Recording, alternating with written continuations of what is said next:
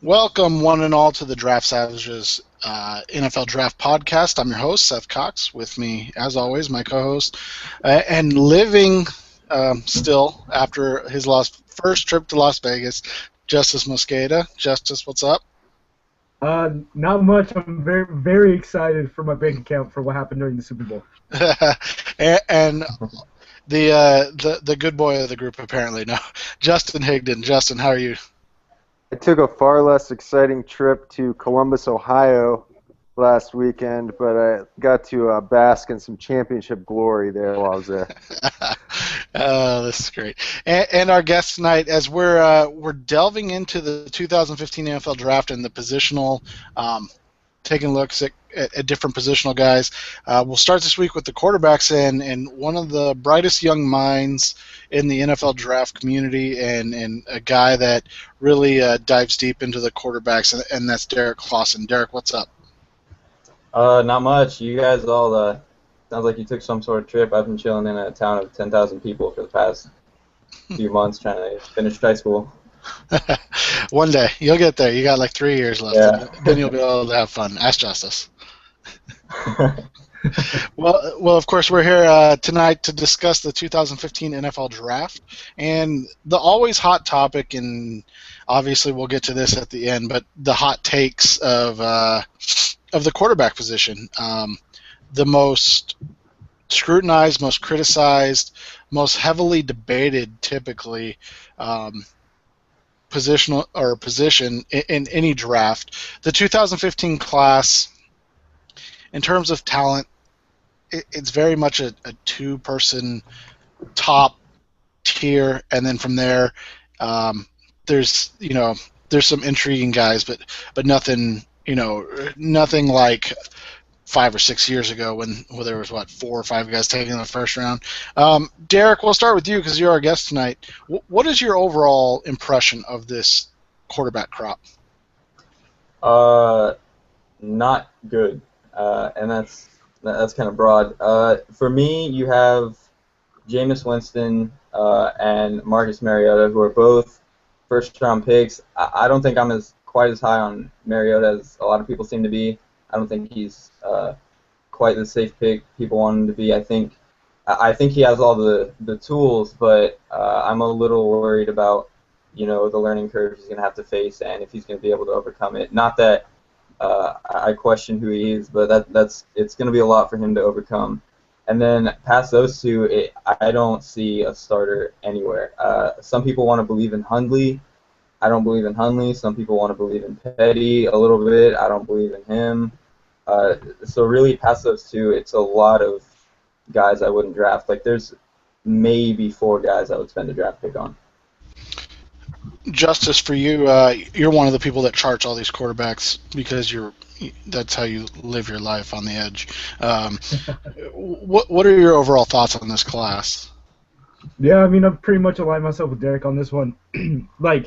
Really so there's the 2 guys who, probably should be top 10 picks in, an average class, right? In Mariota and Jameis. And you have Hundley, who's that type of guy that could be like a late first-round pick to like third-rounder. And then after that, I mean, I see a bunch of like fifth-round type of dudes. I know some guys like Grayson and stuff like that. But like even then, like you're looking at a guy who's probably going to be a low-end starter as like a peak.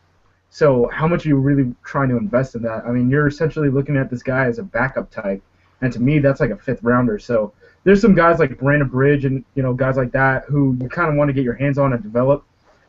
There's also a couple late round guys, and there are probably even guys who are only going to get camp invites, who I think are a little bit interesting, and I'd take a shot at, and I definitely want in camp. But I'm not sure if I'd like, for example, the quarterback out of Southern Oregon. He played NAIA, and so non-scholarship football, and he kind of looks like a young Carson Palmer, but even then that's against pretty terrible competition down there at Southern Oregon, and you're not really willing to spend a draft pick on that. Justin, for you, what does this class bring back or harken back any memories for you of draft quarterback classes of yesteryear? Since you're the old man of the group, I got to ask you this question. I don't know how to really answer that, but I remember one year where the first quarterback taken was Jim Drunkenmiller from Virginia Tech, and it just kind of reminds me of years like that where you have to almost force guys into the first round when you're talking about quarterbacks. Another guy that comes to mind, Patrick Ramsey, back in the day, went to Washington late in the first round. I remember Jason Campbell as a guy who rose pre-draft and ended up going in the first round.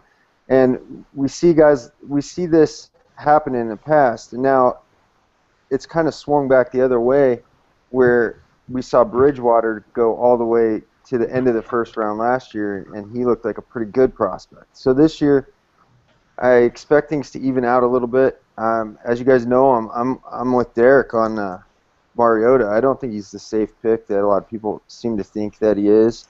I think Jameis Winston, all things off the field thrown out the window, is the better quarterback prospect. And I don't think there's a ton of separation between Mariota and Hundley. I'm probably a little higher in Grayson than the rest of you guys, but then beyond that, you're just talking about a lot of really second and third string guys tops. And I was looking at Dane Brugler was tweeting out some of the guys who got invited to the Combine. I know Bridge, we mentioned him. He's going to the Combine. Some guys who didn't make the cut, Taylor Kelly, Bo Wallace, Hudson Mason, Rakeem Cato, all these guys but Wallace were at All-Star games. And it just goes, we've talked about that. The crop at the All-Star game was poor. The crop overall is poor. This is as bad as it's been, I think, for a while in terms of quarterbacks. And I don't think we're going to see, like the old days, where anybody gets forced into that first round early area. The quarterback class, and I don't mean talent-wise, I just mean as in how I think this kind of falls, is it kind of reminds me of the 2002 draft. Derrik, I think you were still in diapers in that draft, but you had David Carr as your number one, and then Joey Harrington went third, and then you kind of hit it with Patrick Ramsey. He went 32 to the Washington Redskins. But then your next quarterback taken was Josh McCown, who's still in the league. So I mean that's not necessarily a bad pick, but went in the third round. And then you had maybe the most the most successful quarterback of that class in the fourth round in David Garrard to Jacksonville. Now, like I said, I don't think that this class is the same in terms of, I think Winston and Mariota both have, potential long-term starter upside, but I can see something similar happening where you're talking about maybe 3 guys in the first 2 rounds, but then it's going to be really a cluster in that 4, 5, 6. And Derrik, you talked about this at the beginning about 4 or 5 quarterbacks that you would waste a draft pick on, and waste being in parentheses. You look back at these drafts and these quarterbacks that have been drafted. Waste is a good way to put it when you look at guys like Casey Bramlett from Wyoming, taken in the 7th round. The Cardinals took the great John Navarre in the 7th round one year. You had Omar Jacobs, who was supposed to be a star, taken in the 5th round. So I mean, you're talking about names where people will willingly throw a pick out the window, so to speak, on the off chance that a quarterback hits. Are there a lot of guys in this draft like that, Derrik?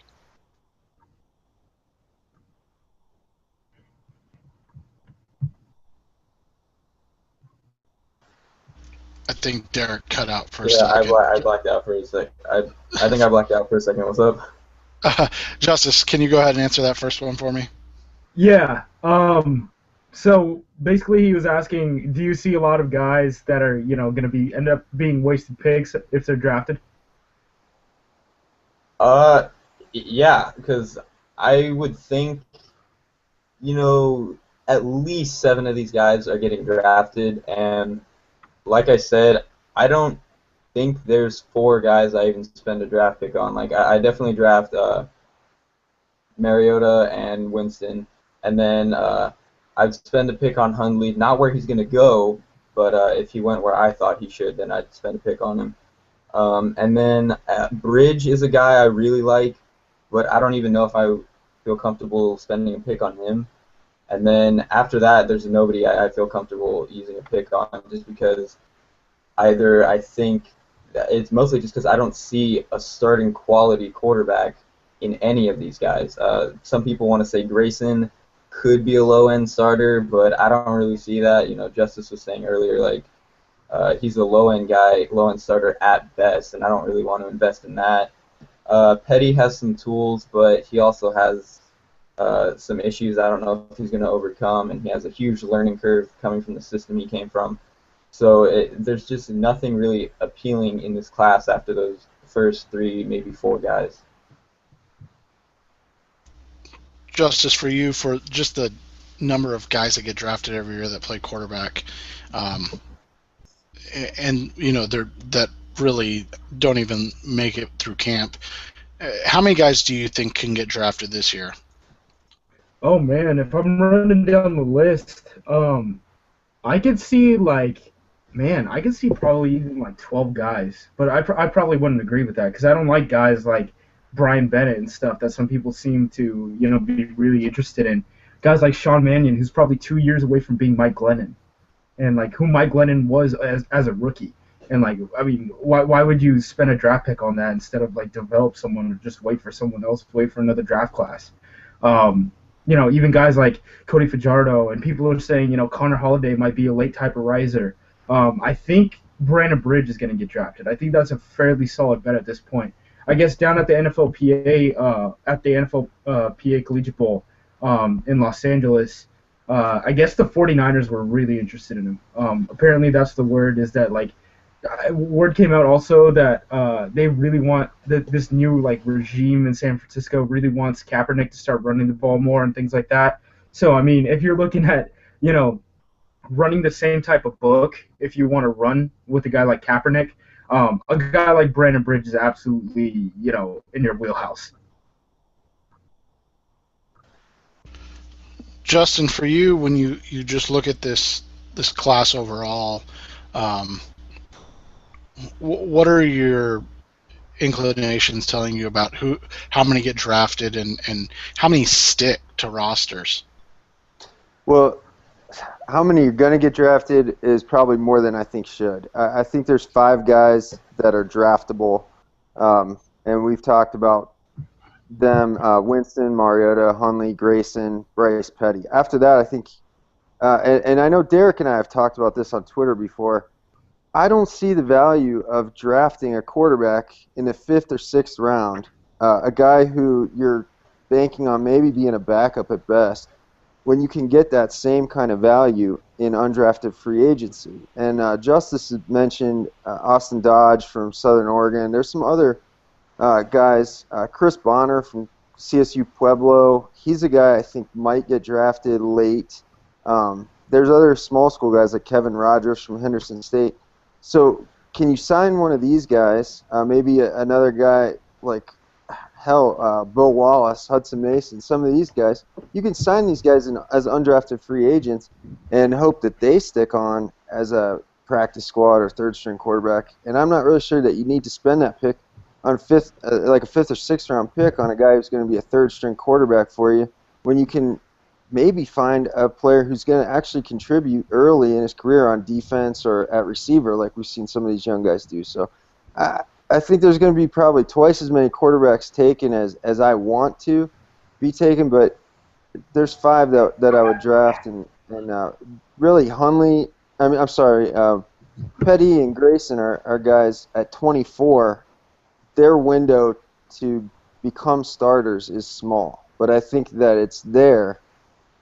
Beyond that, I wouldn't draft any of these guys. Yeah, and to that point, I mean, we saw a guy like Dustin Vaughn, who I really liked last year, who I compared to kind of like a poor man's Derek Carr as far as like what he can bring to the table as a prospect out of West Texas A&M, and he played at a lower division.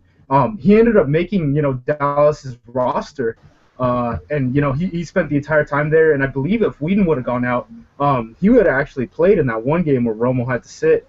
And you look at these late round quarterbacks from last year. I mean, after Mettenberger went out at the top of the 6th round, 4 guys were drafted later in the 6th round, and they were David Fales, Keith Wenning, Taj Boyd, and Garrett Gilbert. And all of those guys at one point ended up off the roster of the team that drafted them. So you guys were really right. I mean, I saw someone bring it up earlier where they were like, oh, I think of this guy as like a 3rd-round quarterback. And then someone came in and was like, so you think like there's a 99% chance he's going to bust? Because that's essentially what you're talking about with quarterbacks. I mean, the relative scale is kind of crazy.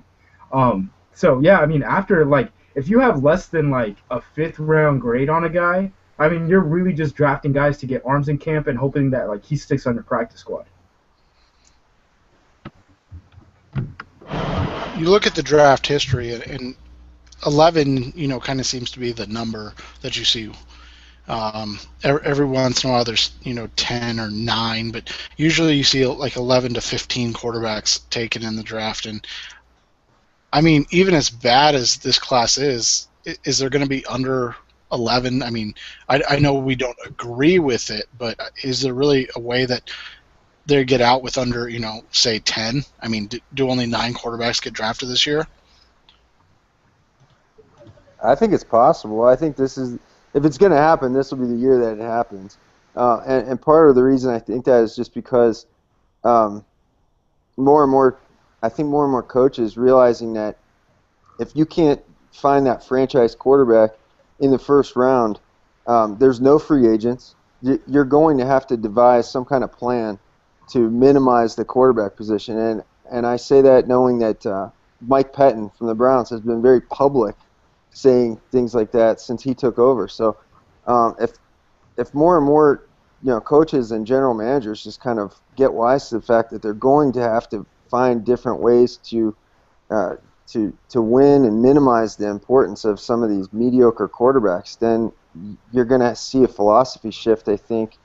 If GMs don't force the issue this year, then I think it's very well could be less than 11, maybe 8 or 9 get picked. All 3 of you are in some order. Marcus and Jameis is your top 2, correct? Yeah. Okay. Then let's start with Derrik, and I know this is virtually impossible after all the talk we've had, but who are your next 5 after those guys? I mean, for a start, in my opinion, it's kind of like moot after Hundley. Like Hundley, I don't even really like him, but I think he's the next best guy. So I'd have him, Brandon Bridge, Brian Bennett, Garrett Grayson, and Bryce Petty. I know with Brandon Bridge and Brian Bennett, I'm going to end up higher on those 2 than most people. But with both of them, I see players that are definitely raw and definitely have their flaws, but at the least, you have this sense that the game isn't too much for them. Like, they can handle rushers getting in their face. They can handle, they can figure things out, even if they struggle a little bit reading linebackers over the middle of the field, or, have issues transferring their weight when they're throwing deep. Even if they have issues, you at least have this base sense that they're going to be able to come in, nothing's going to be too much for them to handle, and I think that, when you're looking at these late round or undrafted guys, that's something you... Oh, Derrik, you cut out again. But yeah, I think he hit it. What? You cut out again. Sorry. Where'd I cut out? Right around late round guys. Yeah, when you're talking about those late round guys, I feel like the one thing you want to get out of them is at least the sense that they're going to be able to come in and nothing's going to be too much. So I mean, even after like Bridge and Bennett, for me, I don't like guys like Grayson or Petty or really anyone after that, because I don't get that sense of comfort from those types of guys. And then even with Grayson, I think a lot of people are making him out to be this, safe, kind of mechanically sound, smart player. And I don't think he's really any of that. Like, he has footwork issues. I think, he has issues throwing deep. I don't think he's syncing as much of his footwork together with routes as it seems like he is. Um, he has that ugly, ugly Jay Cutler release. So really, after Bridge and Bennett, like, nobody else in this class really interests me. Justin, I know you're a bit of a Grayson fan, so why don't you sell us a little bit on his merits? I know you're not like top 25 Grayson fan, but yeah, Grayson. One thing I like about him is we always like to see improvement from players from year to year. I like that I like that Grayson has been a starter for several years. I like that he's shown improvement. He really improved leaps and bounds under Jim McElwain. Some of the things they did on offense, it's not like you're not talking about an Ohio State or an Oregon type of offense. He was making some pro throws. He's making some NFL throws. Like I mentioned earlier, he's 24 years old, so you don't have a high ceiling with this guy, but you do have a quarterback who's over 6'2", who has a good arm. Even if his delivery gets long at times, he still gets the ball out pretty quickly. And I like that he's got the big hands that you want in a quarterback. He's very, very productive this year. Really good. Really took care of the ball. High touchdown to interception ratio. Didn't cough it up a lot. So this isn't an exciting player. This is a player with a 4th or 5th round type of grade. But if you have a veteran starter who's kind of shaky, or you're already talking about minimizing the quarterback position with the offense that you're running, Grayson is a player I think you could draft in the middle round. He can probably be your backup right off the bat, and then if you need him to start games, how many times do we see teams need to start a backup quarterback at some point during the season? He's a player I think he could step in, start in a pinch, possibly develop into a mid-tier starter down the road. That's that's high praise for this class. It's pretty crazy, but that's where we are. Justice, for you, I know there are some different philosophies you have when you watch these guys, and you're more a fan of athletes later. Math Rusher shout out. But what are your thoughts on this late round quarterback class? Yeah, I mean, I guess my whole thing with quarterbacks being athletes is, my whole mindset is that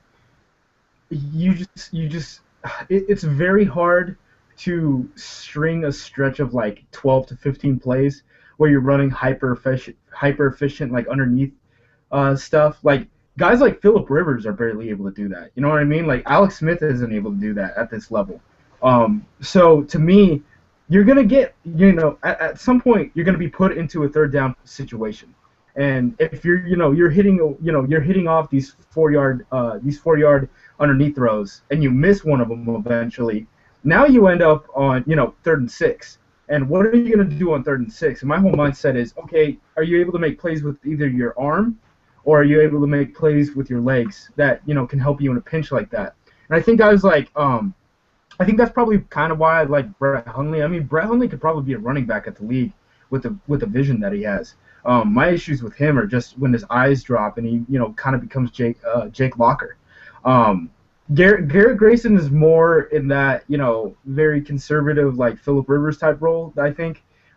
He's exactly like Justin was saying. And one thing I think Grayson can bring to the table is he can push another young guy.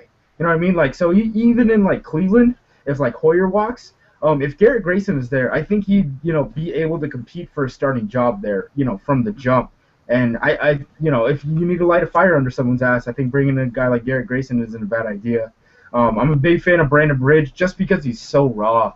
And it really seems, just talking to people, that like every stint that he's had along the way in college, no one's like actually thought to themselves, oh, this is like this freak athlete and I want to invest all my time into him refining him as a passer, as much as they're just like, oh, okay, he's good enough to be a college passer at this level. So we're just going to let him do his thing, and we're going to work on everything around him because he's obviously not the problem in our offense.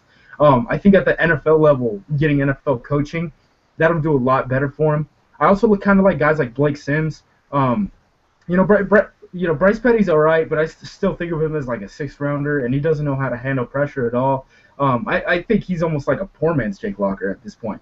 But I like guys like Blake Sims because Blake Sims, I mean, what he's able to do on the move is kind of crazy. The way he's able to flip his shoulders is stuff that like only like Russell Wilson, Michael Vick, and like Johnny Manziel has like done that I've been able to see. So there's guys like that. I'm still not totally opposed to thinking about drafting a guy like Bo Wallace in the late rounds just because, man, he can just sling the rock, man. He's going to put a lot of tension on that shoulder, and you just hope that thing holds up down the line. But if you're able to refine that, I mean, you can get like a Jake Locker type quarterback, and the Bears just gave Jake Locker a ton of money. I'm sure they would have rather tried to spend a 6th or 7th round pick on him. So the next question was, and we'll kind of bat this around as you guys have kind of hit at it already. Are there any down the road starters in this class, or is it if you don't get Jameis or Marcus, you're not coming out of this class with the starter, Derek? Theoretically, there are, I guess, a couple of guys you think could become starters, like Hundley, and man, I mean, after that, like I don't even see anyone really with like legitimate starting potential. I really want to believe in Bridge, but he's so far away from really being good. I don't think it's gonna happen. And even with Hundley, I don't think it's gonna happen either. So I think it's you get Winston or Mariota, and if you don't get those guys, you wait for the next class. And we all know that's not gonna happen. Somebody's gonna pick Hundley higher than he should go. But really, yeah, past Mariota and Winston, I don't see a guy who's going to be a good starter in the NFL. Is it just Grayson for you, Justin, or can you see Hundley coming out there and maybe winning a spot? No, I like Hundley. I think he has potential to start down the road. He needs a lot of work. He just needs a lot of, more importantly, he needs a lot of patience, because the worst thing that could happen to Brett Hundley is that he gets drafted in late first round or early second round, and the team that picks him forces him into a starting role, kind of like what happened with Geno Smith in New York. So I think if a team is patient and picks Hundley and allows him to develop for a year behind another starter, I would love to see Hundley land in Philly and get Chip Kelly get his hands on him and really turn him into something that we know, like talent-wise, that I think he can be. But it's kind of like limited scenarios that these guys can start. If you're talking about like trying to catch lightning in a bottle, I like that Justice mentioned Bo Wallace. We've talked about him before, where he's just kind of reminds me of Kirk Cousins, and he can just sling it. Maybe, just maybe, like somehow somebody gets the light the switch to flip on him, and he learns how to not make really poor decisions late in games. Chris Bonner from CSU Pueblo is 6'7". He's got a good arm. But, again, this is a guy who didn't dominate statistically at the D2 level. So you're just trying to look for that one trait. In his case, it's a couple traits in his case where he's got the height and the arm. And maybe if your coaching is great, you can find a starter 5 years down the road. But really, we've mentioned this before. We mention this on Twitter all the time. Who is out there developing quarterbacks right now? And the answer is Urban Meyer. Yeah, right. But nobody at the pro level. Nobody. Justice is still bitter. Just a little. Can't wait for Braxton to touchdown in Eugene. When it comes to this draft, is Bridge your biggest sleeper, Justice, or do you think somebody else, maybe a little more unknown, could come out as like a big sleeper? I know Emory Hunt of Football Game Plan, I want to say. God, I'm terrible with site names. Yep. Josh Emory. Yeah, I know he had a very different top 5, 10 quarterback prospect ratings. Are one of those smaller school guys? Could they be the real sleeper of a draft that maybe not everybody knows about quite yet? I haven't seen Bonner yet to like an extent where I like more than highlights, but I know he's huge. I mean, that I follow his agent on Twitter, and like every picture that he takes of him is like, I'm 6'3" and this guy towers over me. He's basically a yeti. Um, I really like Dodge. I mean, honestly, if you watch Dodge from Southern Oregon, he honestly kind of looks like Palmer. He can hit the deep ball. He's fairly good with pocket presence already, and I mean, it's still only the NAIA level, I believe, or D3. But I mean, he's fairly efficient at that. So I mean, those are guys that I'd want in camp if nothing else, like just around me. I think Blake Sims can do it in a certain offense. Like if I'm Seattle, I really want like Sims in camp. I'm like I might like just even like draft him, even if you have an undraftable grade on him, just to get him as the #2 quarterback. Because in a misdirection offense like that, I mean that's really like exactly what he's built for. I mean, but like we said, Bo Wallace is a guy you want your hands on that you just kind of want to like mold and just pray. Bryce Petty's probably man. I don't even know how I feel about Bryce Petty because I kind of have like a 6th-round grade on him, but also I'm like I don't think you're going to be able to play at the next level because your whole thing is being able to throw deep and you don't do that efficiently and you've like really never had to like handle a pass rush and you like struggle at every turn that you do that and you drop your eyes and you kind of turn into a runner. He's probably going to blow up at the combine too. I mean, if that matters for a quarterback.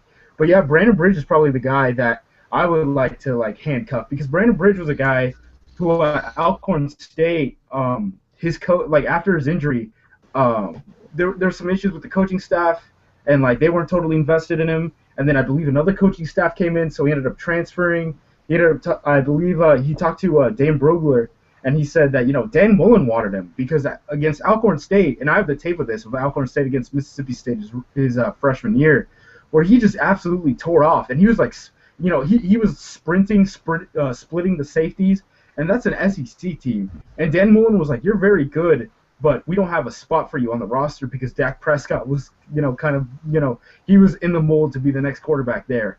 So I guess Dan Mullen kind of gave a shout out to the dude at South Alabama and was like, "You need to put this guy on your roster right now." So he brought him in, but even then, his like guy, quote unquote, was the left-handed quarterback who started for him last year, who I don't believe ended up in the league. And Brandon Bridge was just kind of like a third down passer, and then would come in at like run package sets and things like that.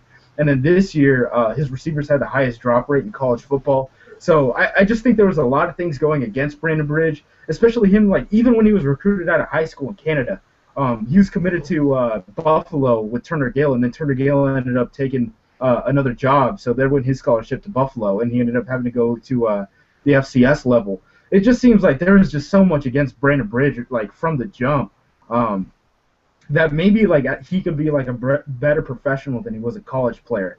The really interesting guy to me, as far as like that kind of aspect is actually Brett Hundley, because he wasn't really given wiggle room to run the offense at the line of scrimmage at UCLA. It felt like Mazzone definitely had like a stronghold on that. I mean, you even see like play calls against like University of Virginia, where he'd motion a guy out and the line he'd motion a jet sweep type stuff, right? So he'd motion a jet sweep thing, and like the defense wouldn't move, but he still would run like a quarterback draw into the teeth of the defense.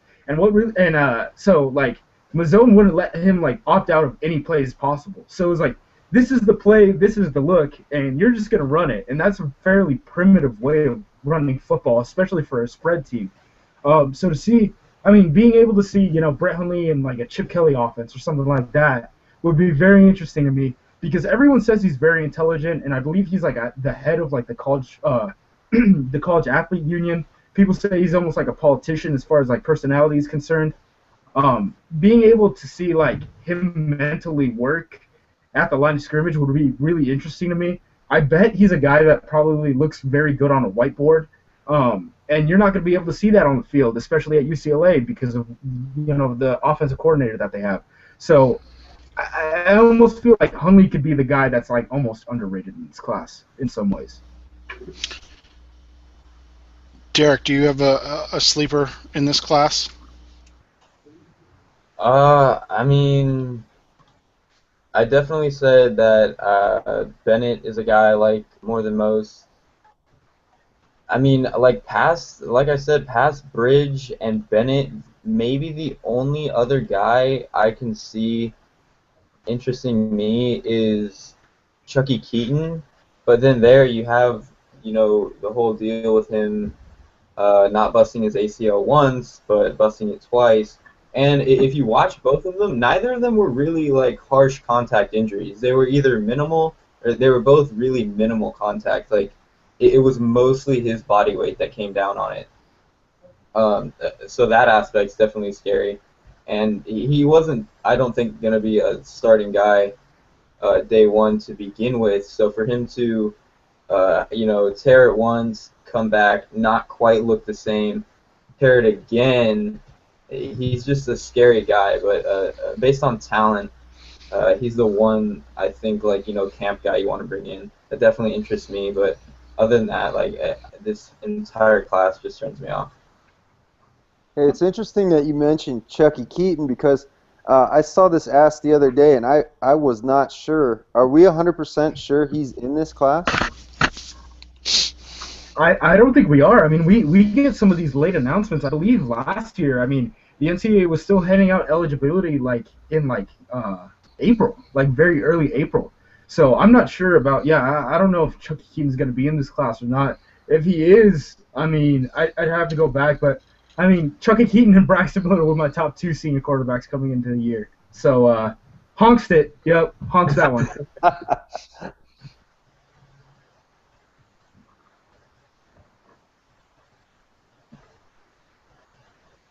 Seth put himself on mute again. Yeah, Seth's on mute. Oh, While great. Seth's muted, I want to mention one thing about you guys brought up Emory Hunt's list, and we've talked about Austin Dodge here. He had Austin Dodge, I believe, as his number 4 overall quarterback in the class, and if I'm not mistaken, gave him a day 2 grade. We talk about hot takes on this. If anybody's out there scouting these smaller level schools, it's Emory. And he's one guy who would say something like that, and I would not say it's a hot take. It makes me want to dig up some more info on this Austin Dodge kid, who I've only seen highlights of. He's good, man. He's good. My high school kind of puts out a couple kids down there every once in a while, so I ended up getting some of his tape via my high school coach. And yeah, I mean, he's weird because he plays at a low level, but I mean, like I said, I mean, he looked like Carson Palmer, and I don't usually just throw these comparisons to guys like that out. I mean, I think Carson Palmer, if he wouldn't have gotten hurt, he probably would have been in the upper echelon of quarterbacks in the NFL. Yeah, I mean, Dodge can play, man, and that's absolutely a guy.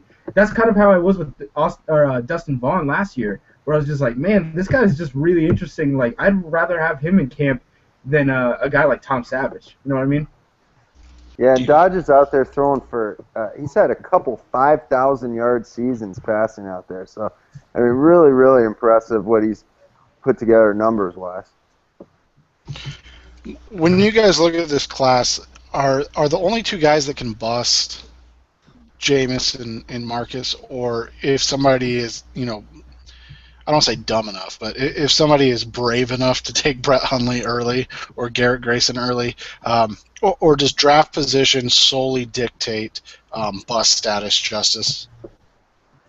Yeah, I think that some of that comes with it. I mean, I think those would be the three guys. I can't really imagine another dude being called a bust, because I don't think Garrett Grayson's going to go high enough to really, put those expectations up there. I mean, people are talking top 100, which I can totally see, but if you're a third-round quarterback, what does that mean? I mean, I think people know what a third-round, where to put a third-round quarterback on their mental scale. Hey, Russell Wilson was a third-rounder, so every third-rounder could be Russell Wilson. Do you know when Tom Brady was drafted? Yeah, exactly. Every sixth-rounder. Bill Warner was a free agent. Did you know that? Tony Romo. So, Derek, for you, is it the same thing? Like draft status dictates whether or not you can be a bust, or does just a flop? I mean, some people. I'll phrase it this way: some people are looking at Logan Thomas as a bust because they went to Ryan Lindley instead of Thomas.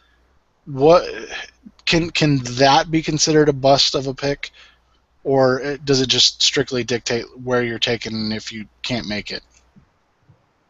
I mean, I think a term like bust should really be only thrown out for guys that you invested a lot in, and a fourth-round pick definitely isn't like something cheap, but it's not like they threw out a top 50 pick for Logan Thomas and then went to a third-string guy, and then we also all knew Logan Thomas wasn't going to be a guy you plug in anyway. But I think I agree with Justice in that you can really only be a bust if you were taken highly enough to earn the expectations like this guy should be good. And with really outside of Mariota, Winston, Hundley, you're not going to get that. I mean, even if Grayson goes like pick 80, 85, nobody's really going to think, wow, this kid's he's going to come in, be a starter year 2, and he should be leading the team. That's just not going to happen. And I definitely do think that draft position dictates that I see that. Justin, for you, bust in this, or is it just the top guys? Yeah, I agree with the guys here. I don't like talking about bust if it's not a first or second round pick.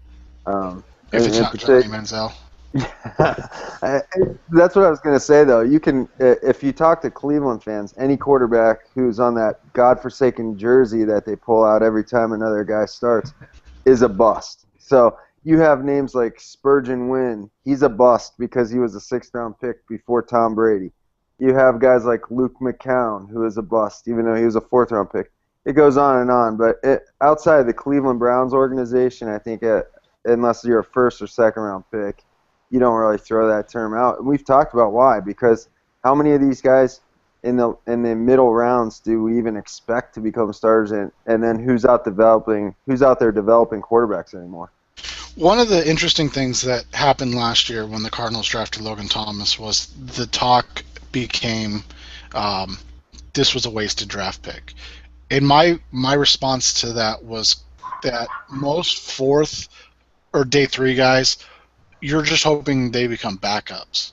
So if you get a backup quarterback in Logan Thomas, wouldn't that be kind of considered a success? I mean, like Ryan Nassib and Matt Barkley, they're still in the league, so you can't really call them bust, right? Yeah, and Houston wanted to trade for Matt Barkley, if you believe what Lance Zierlein tweeted out before they traded for Ryan Mallett. They were in talks for Matt Barkley. Yeah, I mean, I guess there's 2 lines of thought, right, where like you rationalize, okay, this is what a day 3 quarterback pick is, and I'm okay with that. And then there's a mind of why would you ever spend like a 3rd day draft pick on a quarterback as opposed to something else?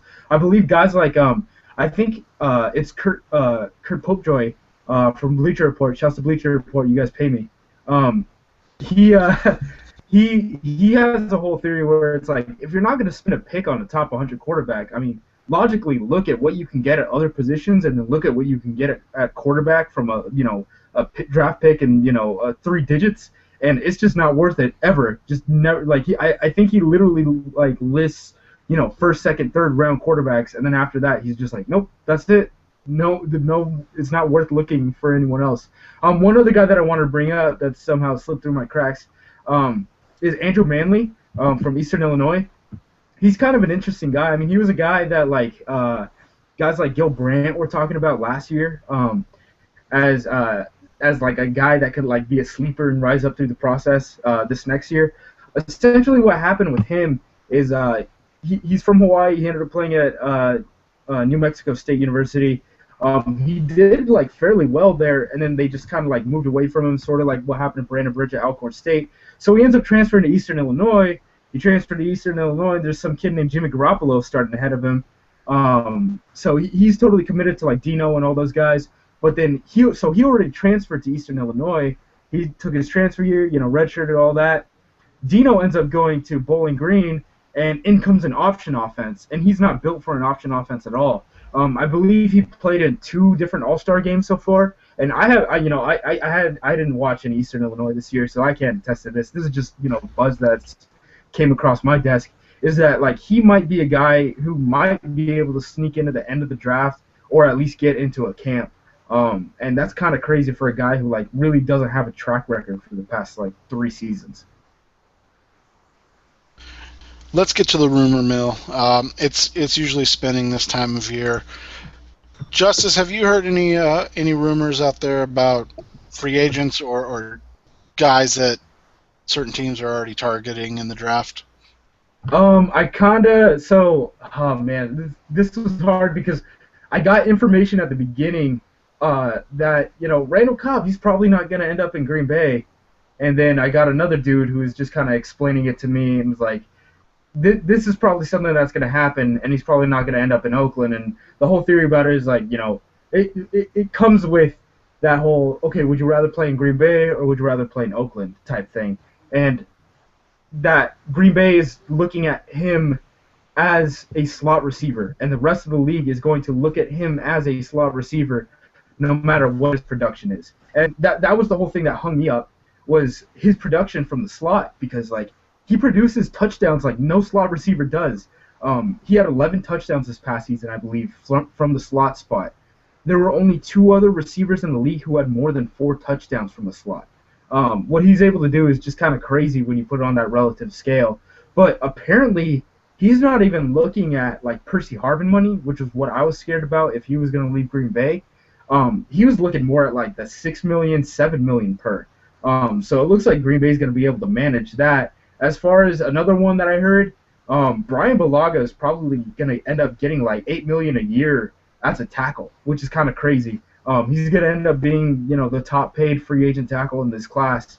And now that becomes, okay, Bulaga's going to get more money than Randall Cobb. Is Bulaga going to be back in 2015? So that's all I've heard so far. Justin, for you, have you heard any rumors coming out, draft or free agency wise? The big rumor for the Browns this week was that they would not, that they would be interested in trading up in the draft to draft Marcus Mariota. And at first I would dismiss something like that until you read Jason La Canfora's scathing takedown of Jimmy Haslam and the entire Browns organization from top to bottom. Haslam just kind of reminds me of like Yosemite Sam. He's just out there, yeehaw with his 6 shooters in the air. I couldn't put anything past him right now. And I really think that if Mike Pettin has anything to do with the decision making, though, that they will not be trading up to draft another rookie quarterback. He was so hesitant to play Manziel last year, and really, really stuck with Hoyer as long as he possibly could until, if you believe the rumors, the pressure just got too much, and he was kind of forced into going with the rookie. But yeah, that was the big thing, to trade up to trade those 2 first-round picks. Not only do I think it would be a disaster, but I just think it would set the wheels in motion for yet another, rookie quarterback flame out and regime change in Cleveland. And God knows they've just had way too many of those already. Well, if you believe anything that anyone says about how that organization is built, is that Manziel was a pick from the owner and all that. I mean, didn't it come out to Pro Football Talk that they spent like $100,000 on some quarterback study, and it ended up saying Teddy Bridgewater was the top quarterback in this draft class, and then they still just were like, whatever, we're picking Manziel? Yeah, that was a rumor, and the rumor that Farmer liked. I saw this too this week, that Farmer preferred Carr and Bridgewater, I think in that order, and that when it got time to pick a quarterback, it was trade up to pick Manziel. And this sounds like a very meddling front office and ownership group. So who knows? They're texting coaches from the owner's box. They're doing all kinds of crazy stuff in Cleveland. But for Marcus Mariota's sake and for the sake of the fans in Cleveland, I just think that, hopefully that doesn't happen. It would be a disaster. Maybe that was one of the 32 slides that were on Kyle Shanahan's slideshow about why he wants to leave Cleveland. I think Kyle Shanahan could have just showed them a picture of that stupid jersey, and that would have been enough to let him go. It's all 32 of those names. Oh, my God. Derrik, we'll let you start with the hot takes if you got any from this past week. Hot takes about quarterbacks or just in general? Draft, NFL, anything stupid in general.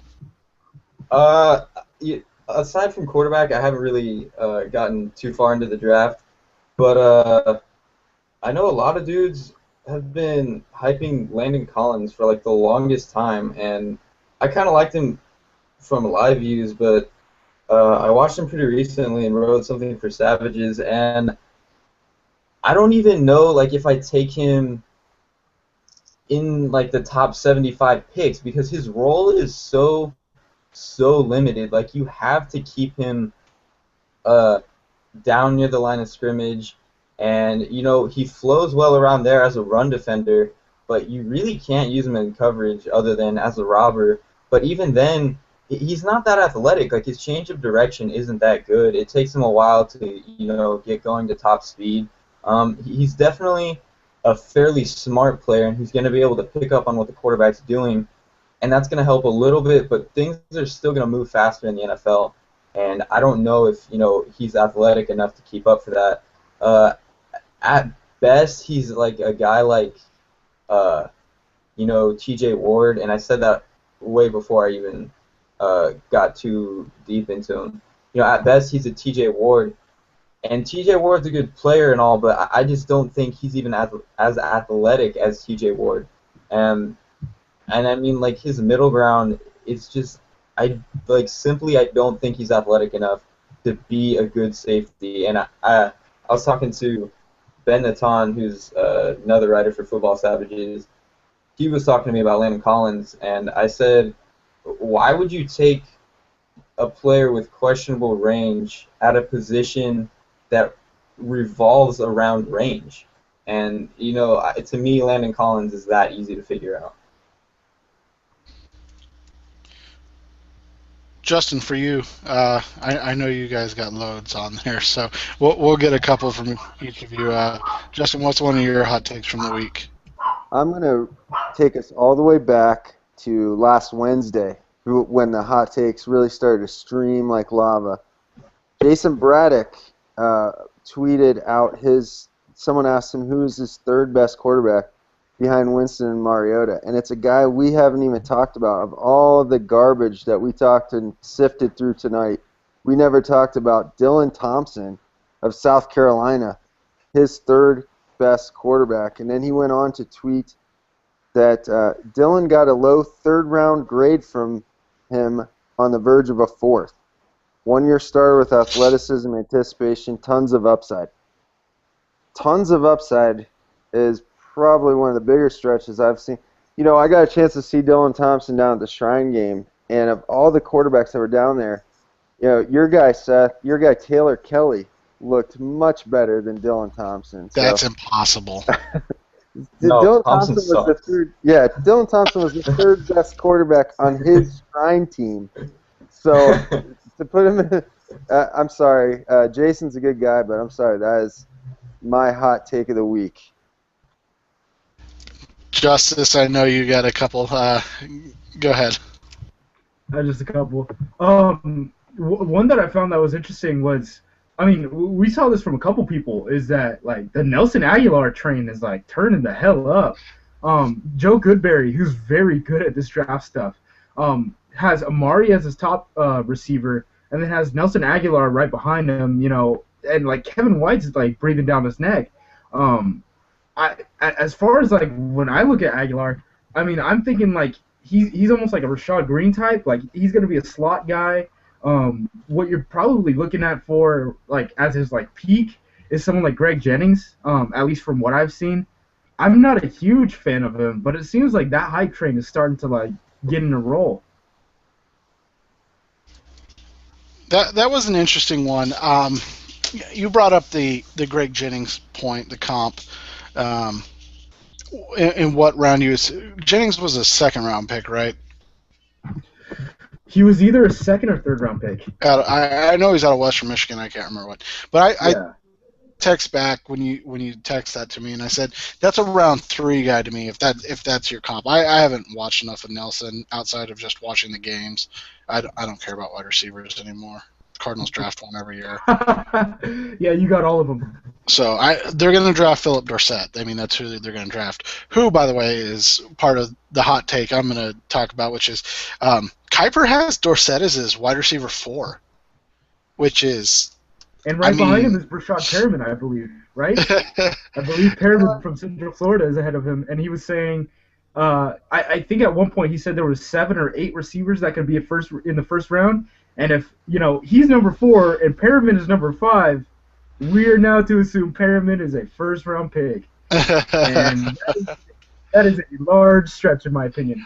Yeah, so I mean, and I'm a Dorsett fan, but what has he shown other than elite deep speed to be a first round pick, to even be a second round pick? I mean, you look at what was taken last year in the second round, and you're talking about guys that can run good routes. That I mean, Jordan Matthews was close to 1,000-yard guy. Dante Moncrief went in the third, and he was he's a big play threat, and John Brown went in the third. I mean, that's kind of that range, that late 3, early 4 range is where those deep threat guys seem to fall usually. Are we just at a point where wide receivers or that speed is at such a premium that guys are going to start getting pushed up that, based on what they do with the stop clock? See, that was my question, because I was just like, oh, okay, after, now we have a dude from Miami and a dude from Ohio State who literally, just fly by people. And if that's going to be a first-round pick, then, why wasn't, a guy like Marquise Goodwin, thought of as, a first-round pick then? I just don't know how to calibrate how other people are going to rank guys anymore, because it seems like everyone who's like, oh, this guy's fast, he's now Brandon Cooks. And Brandon Cooks was a first-round pick, so this guy must be. And I'm just, not there mentally. Guys, I can show you a pattern of what's going on here, and that is these are the players, the guys we're mentioning here, Devin Smith, Rashad Perriman, Philip Dorsett. These are the guys who finished among the leaders in the nation in yards per catch. These are the highlight reel guys that are making deep ball catches, and they're showing up on the highlights. So you can add, I guarantee you're going to want to add Sammy Coates to this talk, because he was right up there over 20 yards a catch as well. And once these guys get to the combine and run their 40s, this is going to heat up. But, we've had a chance probably to watch more tape coming into this than some of these national guys who are, doing their radio shows and have their other TV duties. But if you're watching these guys, sometimes that's their sole role. Now, we've seen debates on Twitter the last few days about isn't that valuable? And yes, it is, but does that equate to a first-round receiver? And I would argue that it does not. Sammy Coates might be able to play, though. That's my whole thing. I guess I just like Sammy Coates more than I like the other guys. If Sammy Coates turns on, he could be like T.O., in my opinion. I've seen that comp a couple times the last week. I don't know. I don't know if that's a hot take that I'm gonna hate eating for the next couple years. But yeah, I mean, yeah, absolutely, looks like a guy who could be T.O. I mean, DeAndre Smelter was kind of that guy before he got hurt. I believe he was over 20 yards per catch too. Yep.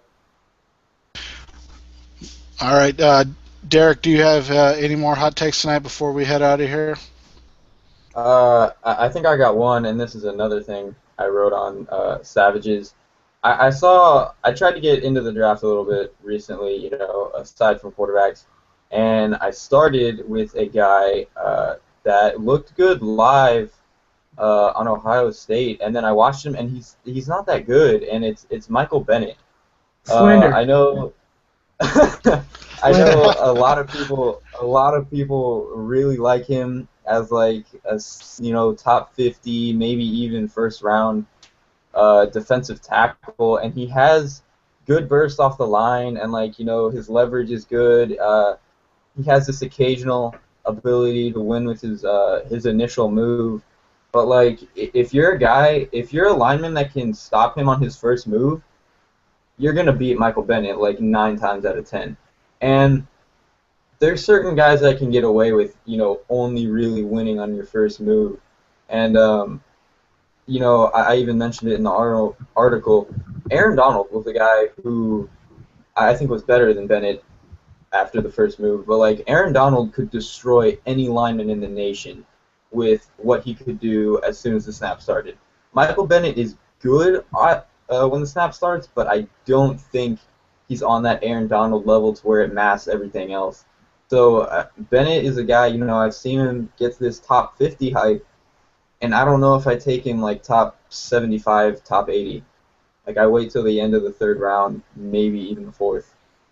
Well, Donald Let's was still. Go ahead and mute Derek. Go ahead. No, I'm just kidding.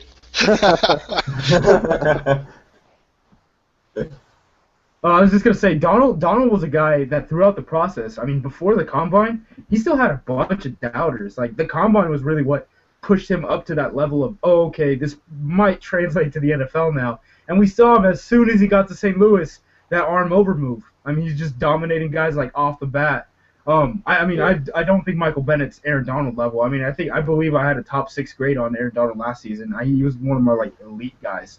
But I still kind of like I kind of like Michael Bennett because I see a little bit of stuff like Mike Daniels. Like Mike Daniels is kind of the same player.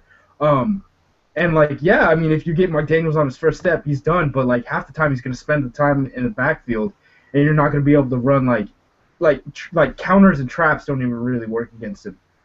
So he's an interesting guy to me. I still kind of like him as like after 20 in this draft class, there's kind of that huge ambiguous, like just that space of like guys that can go between 20 and guys that can go between 50, and I still kind of like Michael Bennett there. I'll go quick on this, but I like Bennett, and one of the reasons is he was a facilitator for that defense.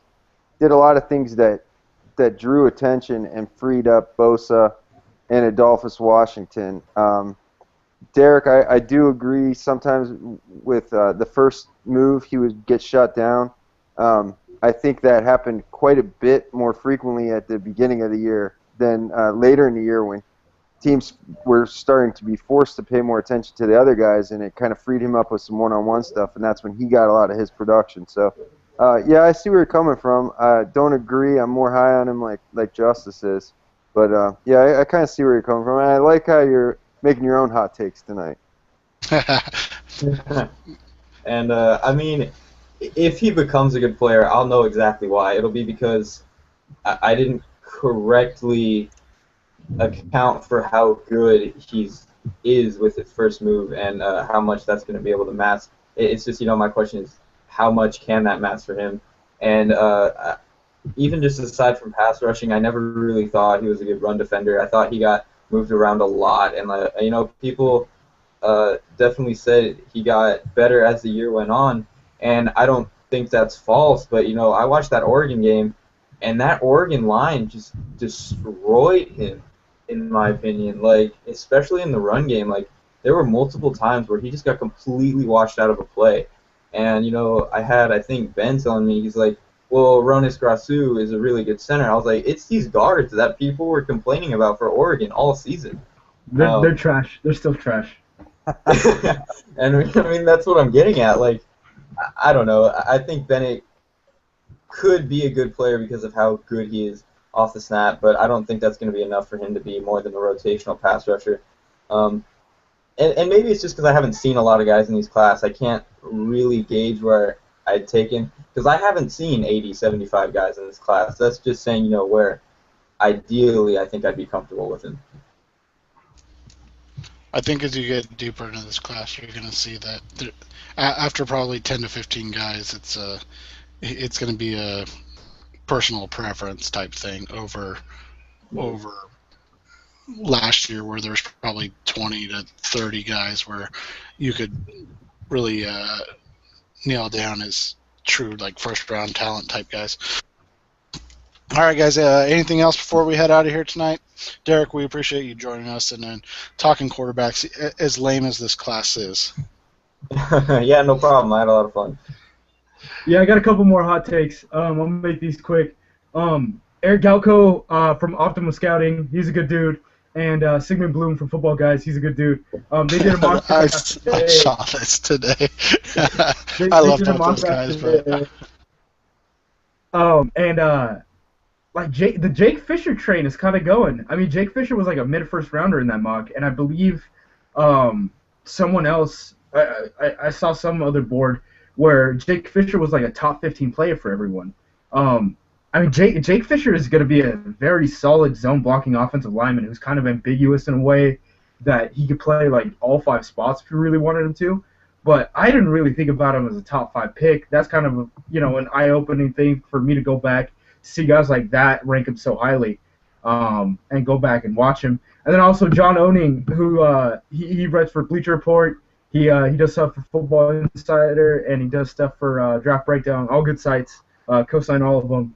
And he said earlier in the week, or I guess the 30th of January, so like almost like a week ago today, that Eric Rowe is better than Landon Collins. And right now on Play the Draft, also you should join, everyone join Football Savages Play the Draft little league thing, because there's like 8 of us right now, and it's just basically like me tearing everyone else up. So I need more competition. But as far as the ranking, Eric Rowe right now is the 10th cornerback on this, way to judge draft stock at this point. And he's saying that he's a better safety than Landon Collins, who really, in my opinion, is probably by far the best safety in this class, which probably doesn't say much. I mean, I pretty much aligned myself with what Derrik was saying. I'm not a huge Landon Collins guy, but he's fairly obviously the top safety in this class, in my opinion, unless you're projecting Ifo Ekpelumo to cover 3 free safety type role, and even then he's hurt. So yeah, those 2 parting hot takes were ones that are like, oh, okay, light went on, like I need to go back and watch these dudes. The thing I took away most from that mock, and this can be how I end tonight, but was they had Eddie Goldman going 5th overall to the Redskins, and I was just kind of flabbergasted by that. I'm not a huge Goldman fan, so I mean maybe that's why. But it's better than Danny Eddie Shelton. Goldman, yeah. But that's the thing is, I don't know. Eddie Goldman 5th. That was a little bit hot take for me. I enjoyed both those guys, but that made me laugh a little bit.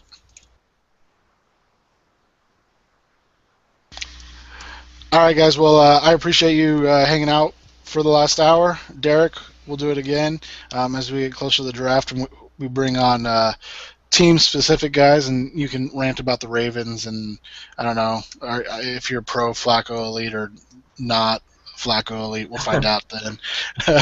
So appreciate you joining us tonight. Justin, Justice, as always, appreciate it. Have a good night, everybody. Thanks for listening.